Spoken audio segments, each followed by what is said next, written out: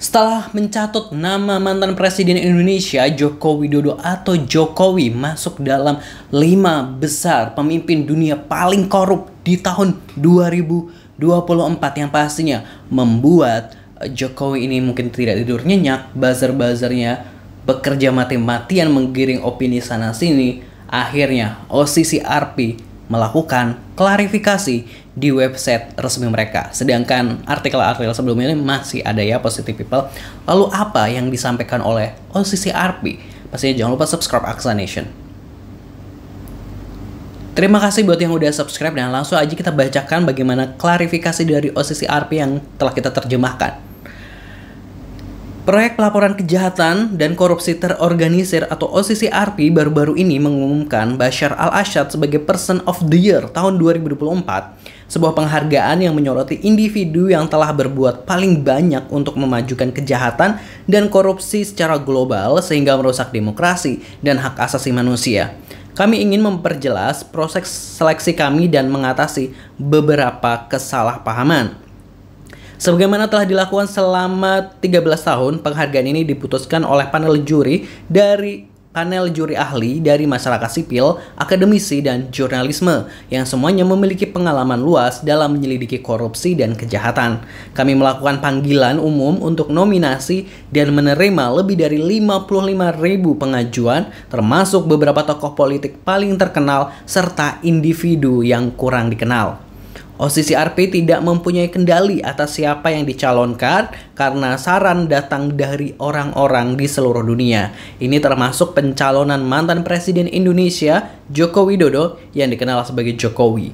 OCCRP memasukkan nominasi finalis yang memperoleh dukungan online terbanyak dan memiliki dasar untuk diikutsertakan dan memiliki dasar untuk ikut disertakan. OCCRP tidak memiliki bukti bahwa Jokowi melakukan korupsi demi keuntungan finansial pribadi selama masa jabatannya.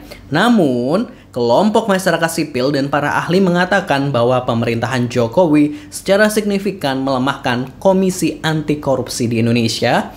Jokowi juga banyak dikritik karena meremehkan lembaga pemilu dan peradilan di Indonesia demi menguntungkan ambisi politik putranya yang kini menjadi wakil presiden di bawah Presiden baru Prabowo Subianto.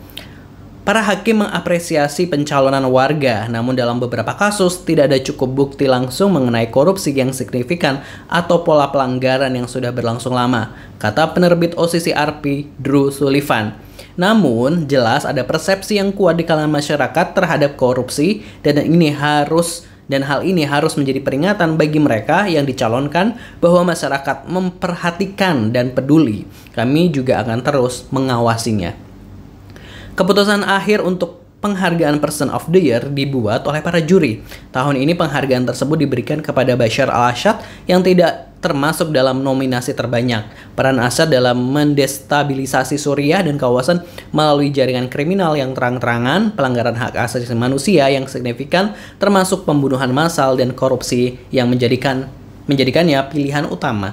Proses seleksi OCCRP didasarkan pada penelitian, investigasi, dan keahlian kolektif jaringan kami. Penghargaan ini menyoroti sistem dan aktor yang memungkinkan korupsi dan kejahatan terorganisir, namun juga berfungsi sebagai pengingat akan perlunya mengungkap ketidakadilan. Penting untuk dicatat bahwa penghargaan ini terkadang disalahgunakan oleh individu yang ingin memajukan agenda atau gagasan politiknya. Namun tujuan dari penghargaan ini sangatlah tunggal, untuk memberikan pengakuan terhadap kejahatan dan korupsi. Kami akan terus menyempurnakan proses nominasi dan seleksi, memastikan transparansi dan inklusivitas. Selain itu, pelaporan kami akan tetap fokus pada dampak yang ditimbulkan oleh para calon presiden dan pihak-pihak lain yang melanggengkan kejahatan dan korupsi, serta menyoroti peran mereka dalam melemahkan demokrasi dan masyarakat di seluruh dunia. Penghargaan tahun ini telah memicu keterlibatan global yang belum pernah terjadi sebelumnya, yang mencerminkan meningkatnya minat masyarakat terhadap korupsi dan dampak luasnya. Hal ini menyoroti pentingnya misi OCCRP untuk mengungkap kejahatan dan korupsi. Ketika ancaman terhadap demokrasi, transparansi, dan kebebasan pers terus meningkat, OCCRP tetap berkomitmen untuk menyampaikan cerita yang dapat diterima oleh khalayak dan memberikan wawasan kritis mengenai kekuatan yang membentuk negara mereka.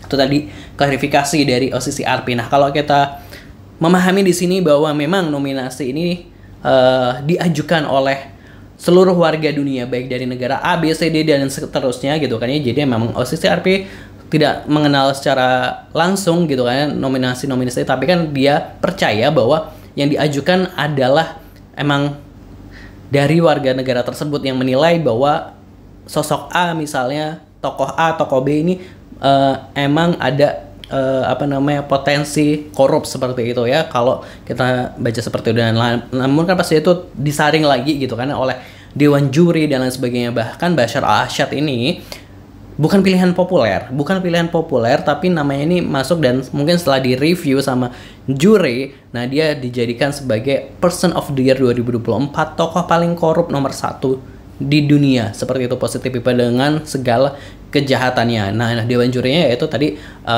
ada akademisi, terus masyarakat sipil, terus ada juga jurnalis, dan semuanya pasti udah di cross check lagi lah sama timnya OCCRP itu, seperti itu Positive People. Kalau menurut Positive People ini gimana? Lebih percaya OCCRP atau Jokowi? Silahkan tulis di kolom komentar. Pastinya jangan lupa subscribe Aksonation. Terima kasih. Wassalamualaikum.